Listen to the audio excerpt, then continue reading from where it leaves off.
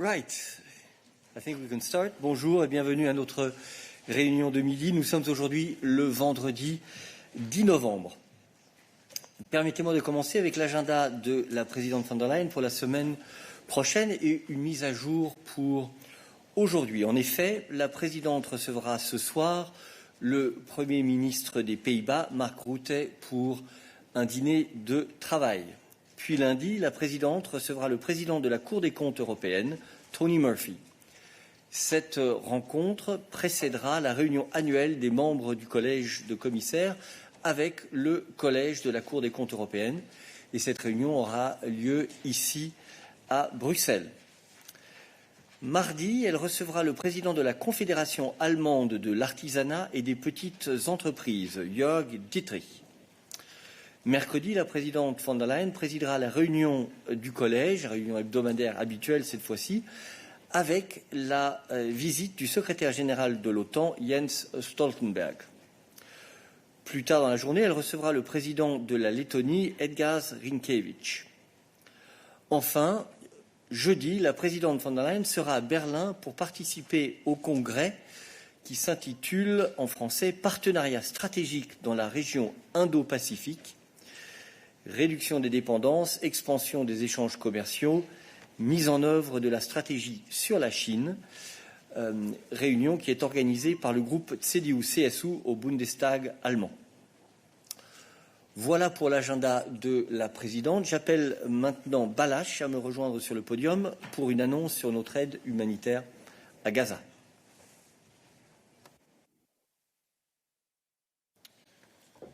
Good afternoon. So, as part of our efforts to channel further humanitarian assistance to Gaza, we are organizing another 6 humanitarian air bridge flights in the coming days. 2 flights from Brindisi are scheduled to depart today and tomorrow.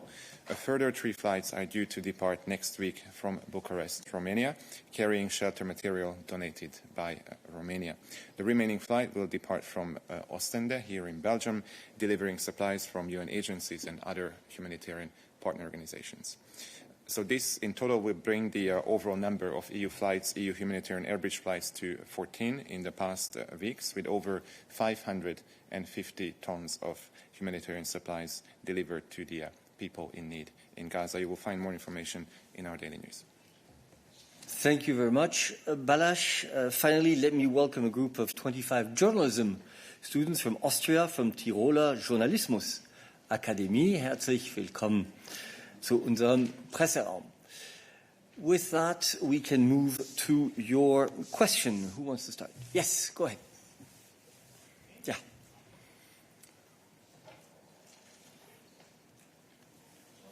Yesterday, Politico reported citing high representative of the high employee from the Commission that the Commission will question Bulgaria about the loopholes which gave the Lukoil refinery in Bulgaria the possibility to raise more than 1 billion in profits from export of crude to Russia. So is it true? Will the Commission question Bulgaria, or has it already begun such a procedure? I don't know. Thank you. I think I will repeat what I said yesterday when I was asked this question. The important thing to point out, first of all, is that Bulgaria benefits from a derogation from the general EU ban on the import of Russian oil. You know that this derogation was granted to secure the security of supply of Bulgaria. And also I mentioned yesterday that Bulgaria benefits from another derogation which allows it to re-export certain refined products subject to certain conditions. Now, I think, as I said yesterday, we're in contact with the Bulgarian authorities, as we are with all member states when it comes to the implementation of sanctions, but I have absolutely nothing to say in terms of inquests or anything that you mentioned there. The standard way in which we deal with the implementation of sanctions is that we work cooperatively in a coordinated manner with member states, and that's what we're doing. Yes, on this subject, I suppose. Merci beaucoup, Eric. Desislava Mincheva, la télévision bulgare BTV. Je me permets le follow-up en français. Si j'interprète bien ta réponse, Daniel, il n'y a pas de procédure en cours en ce moment-là, si oui ou non. Et ma deuxième question, c'est en théorie, s'il y a un contournement des sanctions qui est constaté par la Commission, quelle serait la procédure? Merci beaucoup. Merci, Desislava. Non, il n'y a pas de procédure en cours en ce moment.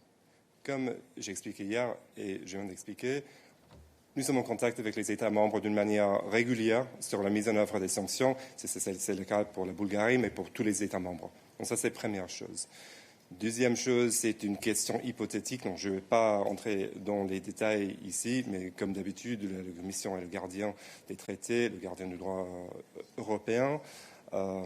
Si jamais un État membre ne respecte pas le droit européen, nous avons les infractions. Mais ça, c'est juste une réponse générale. Mais à ce stade, comme je dis, il n'y a pas de procédure en cours. Nous sommes en contact avec les États membres pour assurer la mise en œuvre uniforme des sanctions. Merci beaucoup. Y a-t-il d'autres questions pour Dan sur la mise en œuvre des sanctions ou de manière plus générale sur son portefeuille? I see one hand raised in the chat, so whatever the subject, Beata, we will go to you now.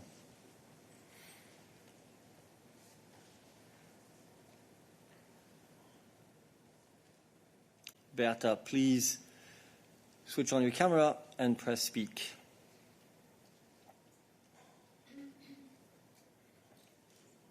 Okay, we seem to have an issue, or you seem to have an issue, I don't know. There is a technical issue, let's put it neutrally, not allowing you to connect for the moment. So we will come to you. You had a question, I believe? Yeah, go ahead. You need to press the button and wait until it's red. Thank you. Turkish News Agency Anadolu, Selen Valente. So my question is about 2 days ago's Commission report on Turkey. In the Commission's report on Turkey published 2 days ago, it says border areas faced a security risk with terrorist attacks by PKK, which is listed as a terrorist organization by the EU. In the same report, it also says YPG is a PKK-linked and affiliated organization. And it also says that Turkey continued to carry out airstrikes against PKK and affiliated groups in northern Syria and Iraq. So building on all these, I wonder if the Commission is working on a proposal to, in a way that EU updates its terror lists to include YPG as well. Question for Peter.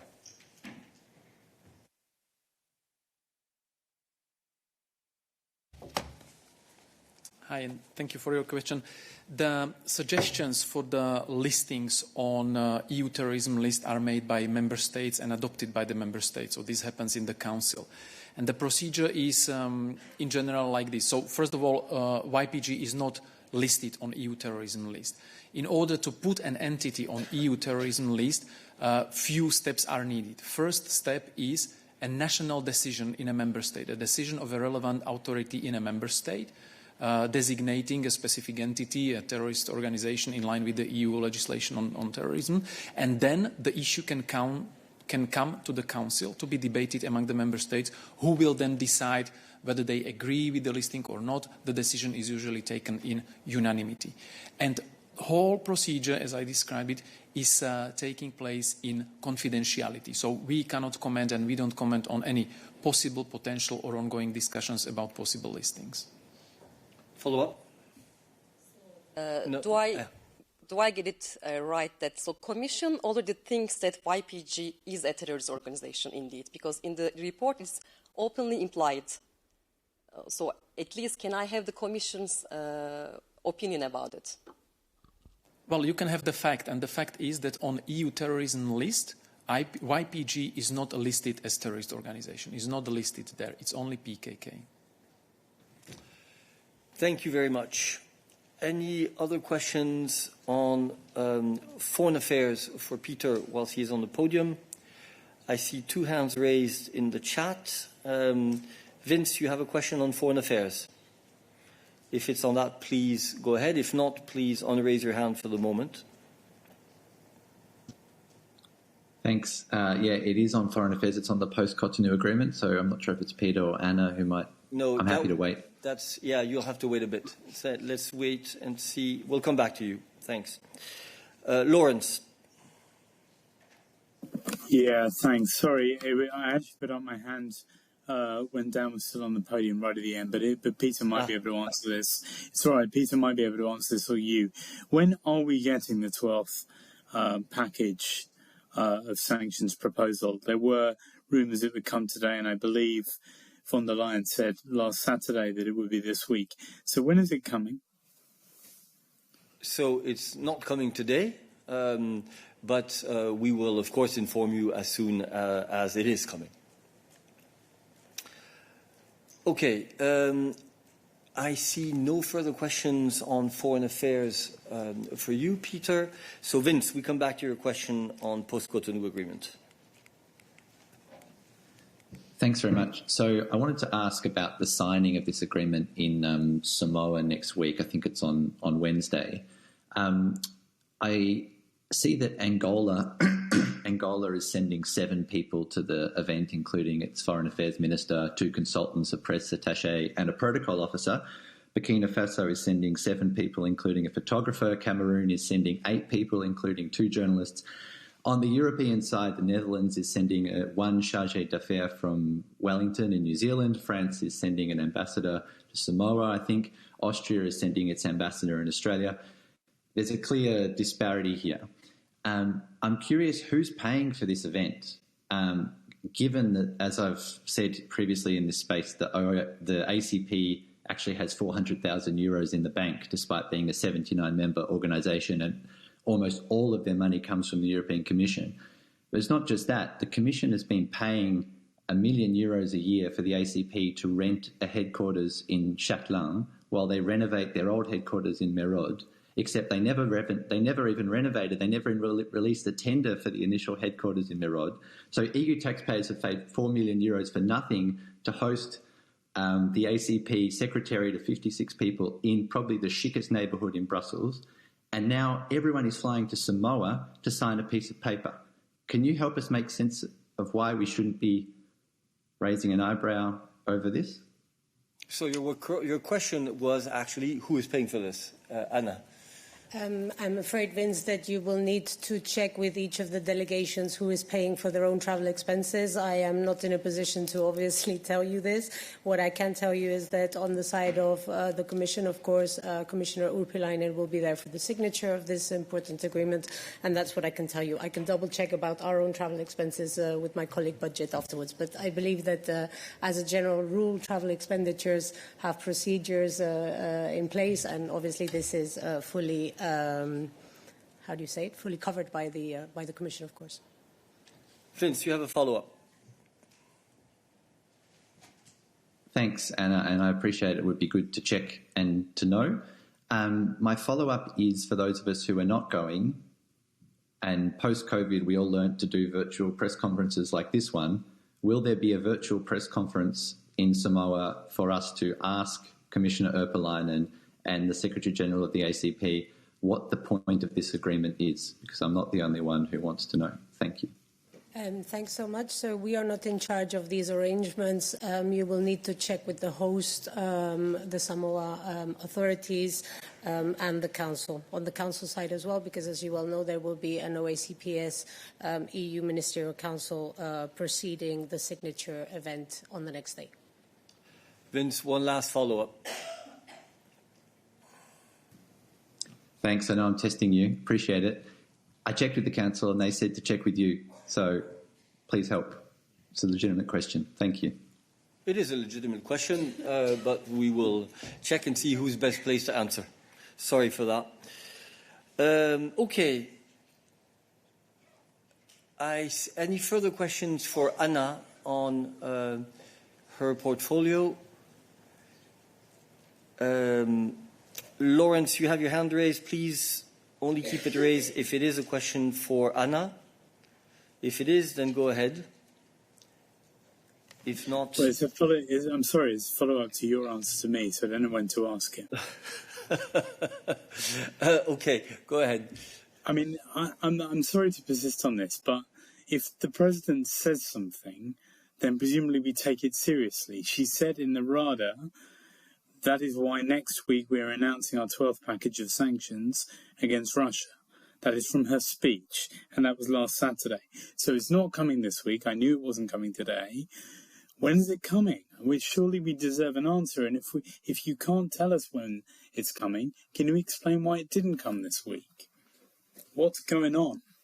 Oh, Lawrence, come on. You've been around this town to know well enough that negotiations on preparing sanctions can take a bit longer than expected. We certainly hope that we would be able to get to the presentation of a proposal by today. It has turned out not to be the case. The discussions, therefore, are ongoing.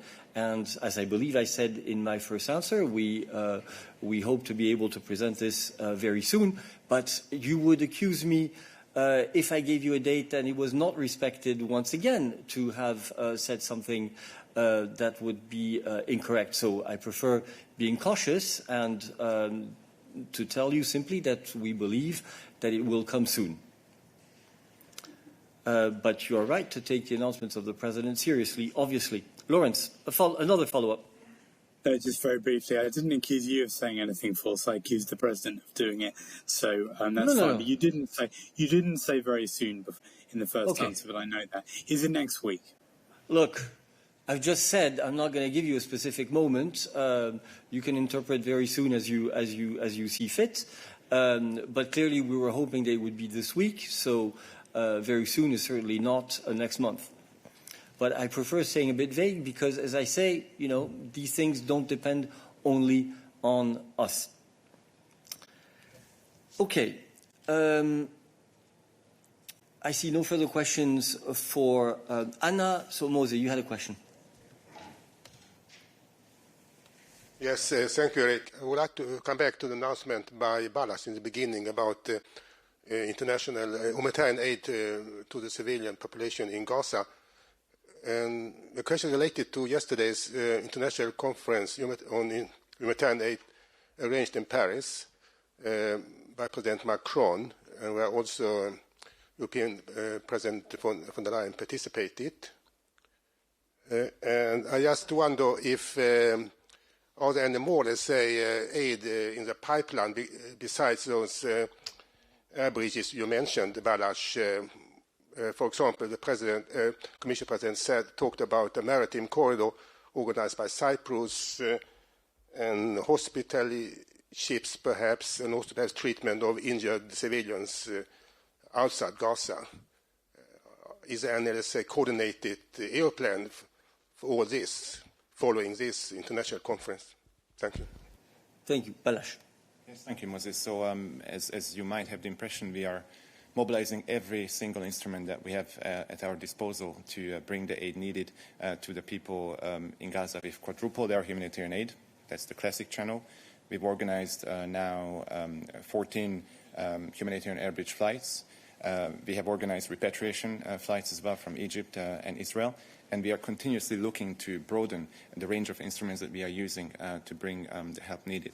Now, the maritime corridor is indeed an idea that we are looking into, especially also in cooperation with Cyprus. Obviously, there are some logistical challenges that have to be taken into account. For example, we need a port in Gaza. We know that the port that could be potentially utilized is not fully operational. So there are a number of factors that have to be considered, but the work is ongoing. And, of course, we'll be keeping you posted as we are able to release more details on this operation. Thank you. Any further questions for Balázs on humanitarian aid? Hussein.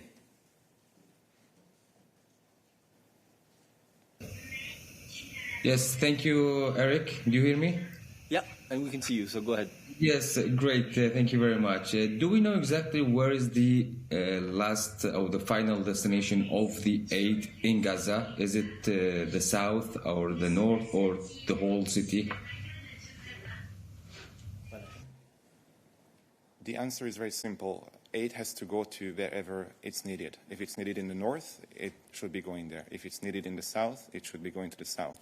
Now, the way we do our operations is such that we ship our supplies to Egypt, we hand it over to the Egyptian Red Cross. The Egyptian Red Cross brings it to the Gaza Strip in cooperation with the Palestinian Red Cross, and then the aid is then handed over to the humanitarian partners that we have within the Gaza Strip, and it is their decision to then determine where the aid is to be deployed most urgently within Gaza. Thank you very much. I see no further questions for Balázs today. Any other issues for us today? Yes. Hi, Eric. Beatriz Ríos for Antena 3. It's a bit of a follow-up to yesterday's exchange about the amnesty law in Spain. It was agreed yesterday, and a number of judges' organizations, including the General Council of the Judiciary, had said that these raised concern on the rule of law in Spain and a potential threat to the separation of powers. So I was wondering, is the Commission concerned about the rule of law in Spain and the separation of powers following this law? Thank you. So the first thing to say is we're not aware of a draft law. We are aware through media reports of an agreement between political parties for the parties represented in the Spanish Parliament to present a law. So we need to be careful, I think, with the vocabulary there. And secondly, yesterday, Christian, I think, was very specific in saying that we had received comments from the public expressing concerns. We have not expressed concerns, and we will not express any opinion on something that we have not seen. And therefore, what we have done is made a request to the Spanish authorities to provide us with more information, and that is what the Spanish authorities have said that they will do. This is where we stand today, exactly as where we stood yesterday. We have no further comment to make on this. Go ahead. On the timing, because the law isn't published, I was wondering if the idea is actually to evaluate it on the basis of the final text, or the exchanges are starting already to know a little bit more about the law, but the Commission would only make a stand once they have seen the text. Look, I think for the moment we're at the stage where we have asked for information. So let us see first what is the information that we receive, and we will take it from there. Carl, sur ce sujet? Yeah, maybe in English it's easier for everyone. So, from a legal point of view, does it make a difference if the piece of legislation comes from the Parliament or from the government for the Commission? And can you please remind me, I think that in the former rule of law reports, the Commissioner Reinders had already expressed concerns about the independence of the judiciary in Spain. Am I right? Christian. Yeah. As I explained yesterday in the reply to our letter, indeed the Spanish minister explained to us that in case such a proposal was tabled, this would come from the parliamentary groups, and also showed openness to then explain to the Commission at this stage in more details about such a possible law. Legally, there is no difference whether a law comes or originates from the Parliament directly or from a government or ministry. I mean, this is just a matter of national procedural rules how to adopt laws. Yeah. Yes. I'm sorry, I forgot the second part on the. No, they do it for you. On the Council. Sorry, I forgot the second part on the Council of the Judiciary.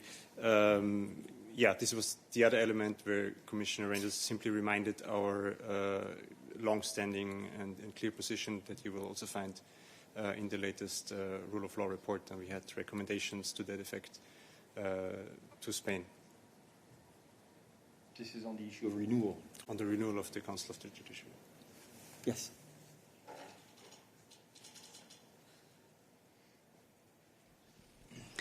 Merci. Laura Garcia, Europa Press.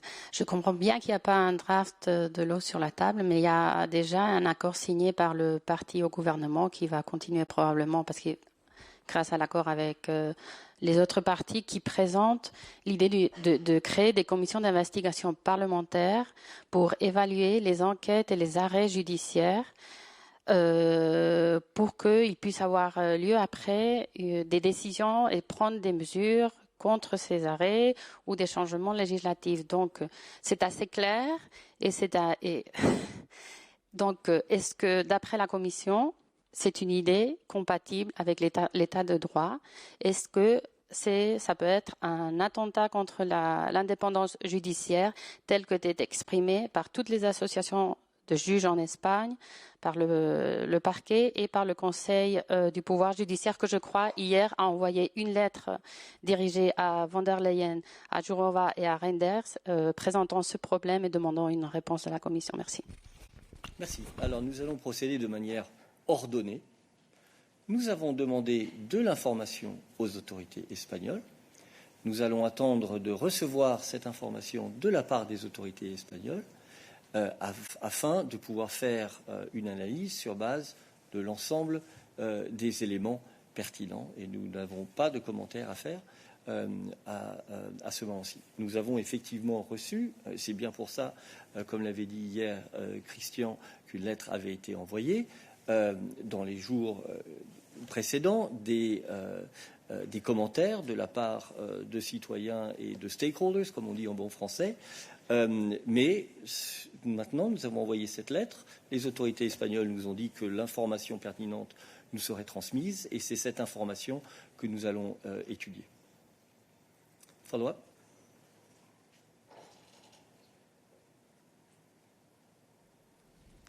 J'ai bien compris, ça c'était hier, mais après il y a eu un accord signé par des partis politiques et il y a une lettre du Conseil général du pouvoir judiciaire adressée à la Commission, à sa présidence et à sa vice-présidente et à son commissaire de justice. Donc j'imagine que ça fait une différence. Ce n'est plus des commentaires de citoyens, mais d'une lettre formelle du Conseil général du pouvoir judiciaire. Et cela me fait aussi penser, j'ai une question, hier j'étais pas là, je ne sais pas si ça a été adressé par Christian.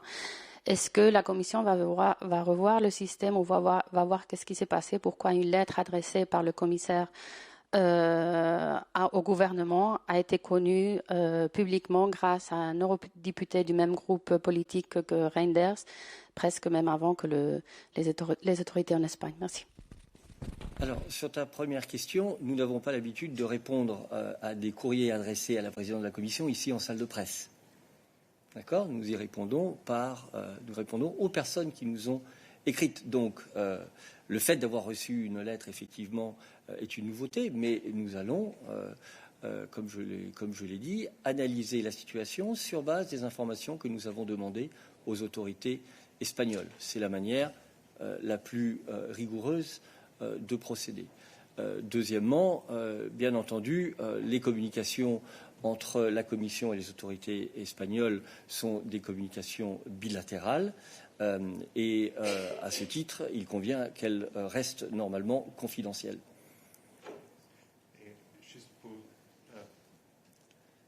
They do it for you. Go ahead. I'm too impatient. It's not maintenant. Christian. Juste pour te rappeler sur ta deuxième question, j'ai en effet répondu hier concernant la question de l'ordre que des contacts ont été pris avant que le commissaire a envoyé sa lettre, y compris par le commissaire lui-même avec le ministre de la Justice d'Espagne. Bien, y a-t-il d'autres questions sur ce sujet? Mose. Thank you again, Eric. I would like to ask about this issue from a more principled viewpoint. Is there any best practice here about amnesty?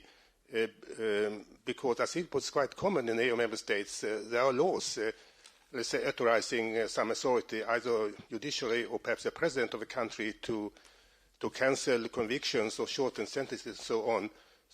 So I just wonder from that point of view if that in itself could give rise to any concerns about the rule of law.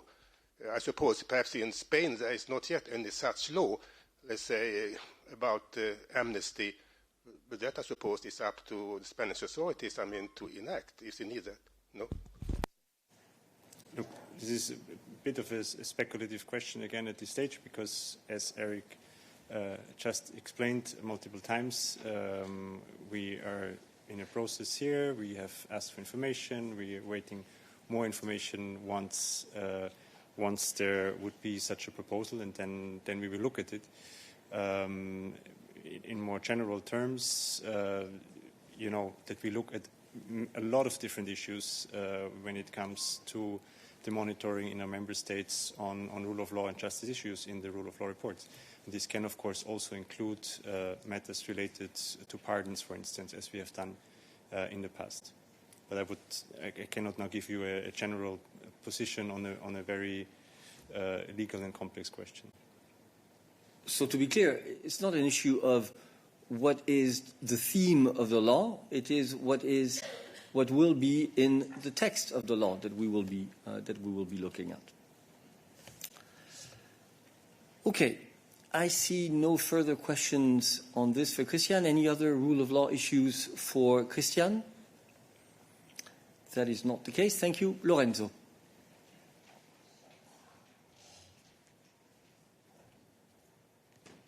Merci.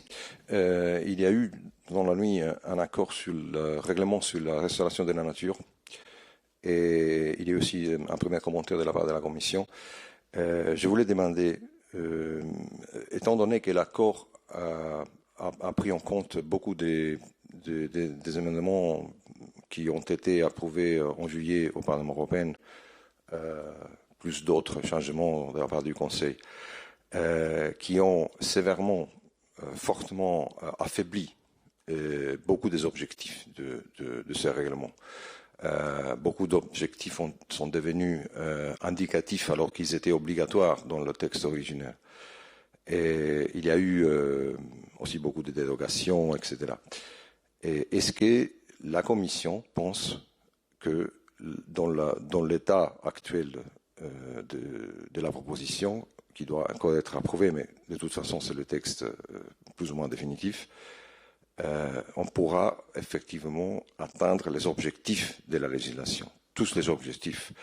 Et sinon, quels sont les objectifs qui sont un peu moins sûrs, si on peut dire ça, qui ont été compromis un peu par cet affaiblissement de la loi. Merci beaucoup. Merci. Question pour Adalbert.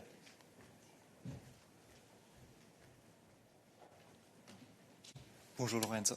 De manière générale, je te renverrai vers les déclarations faites par le commissaire Sinkevičius et le vice-président exécutif Šefčovič, que nous avons reprises dans le communiqué de presse que nous avons publié donc la nuit dernière, qui se félicitent tous les deux de l'accord qui a été obtenu.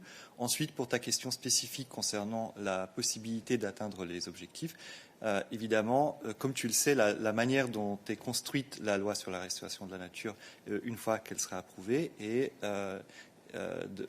qu'elle est construite de sorte que c'est aux États membres de développer et ensuite soumettre des plans nationaux sur la restauration de la nature. Et donc, nous comptons évidemment sur l'engagement des États membres dans ce processus afin que leurs décisions conduisent à ce que les objectifs soient atteints. Et donc, in fine, ça dépendra évidemment de la coopération de tout le monde pour atteindre ces objectifs. Mais ceci était de toute manière la manière dont nous avons conçu la proposition. Y a-t-il d'autres questions pour Adalbert sur cet accord? Je ne vois pas de main levée. D'autres questions pour Adalbert sur les questions environnementales en général? Transport? Non. Y a-t-il d'autres questions pour nous aujourd'hui? Je n'en vois pas. Il me reste à vous souhaiter un bon week-end et nous... Ah, pardon. J'ai été trop rapide. Tommaso. Go ahead. Sorry for that. Yeah, no problem. So, thank you for giving me the floor. It's just a question about migration because as far as the agreement with Albania is concerned, details are emerging. In particular, an Undersecretary, Giambattista Fazzolari, who's quite close to Meloni, to Prime Minister Meloni, said that migrants could be detained in the camps in Albania for up to 18 months. I wonder if the Commission has anything to say about this aspect of the deal. Many thanks. Thanks. Anita.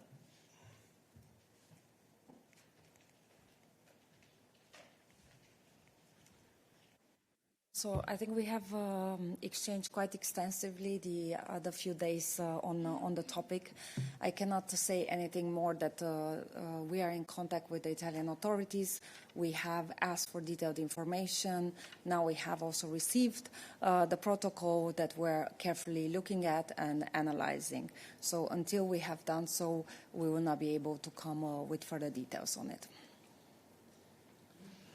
Thank you very much. Are there other questions for Anita? No. Thank you. Any other questions? One last time. And I give time for the system to update itself in case of need. Jonathan, it seems not. So this time, let me thank you and wish you a nice weekend. Auf Wiedersehen.